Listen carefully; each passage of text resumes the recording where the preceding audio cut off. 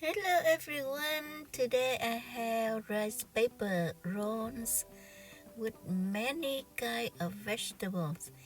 Get your vegetable dolls. Come to the kitchen with me. Welcome to Saigon Cook Travel. I am Saigon Cook. If you're new to my channel, please like, share my videos and subscribe. Thank you. To make the pork flavorful, I heat the pan and then add oil, garlic and shallot, and I rub in the meat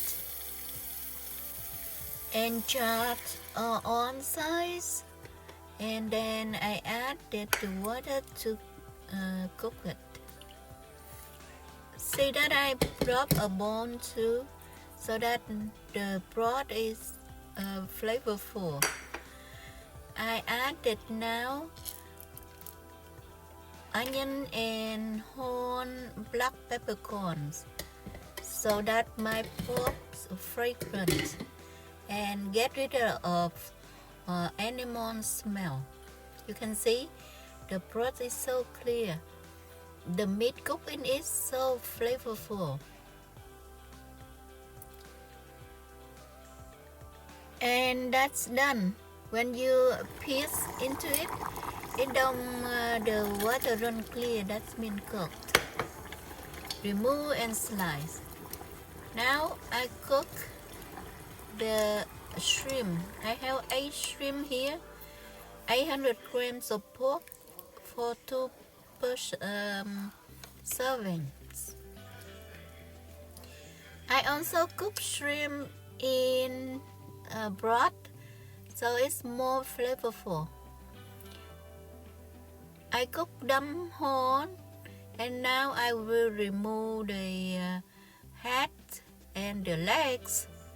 And these are my vegetables. Many guys, the Asian guys, and red onions and cauliflowers. I use cauliflowers to substitute cucumbers.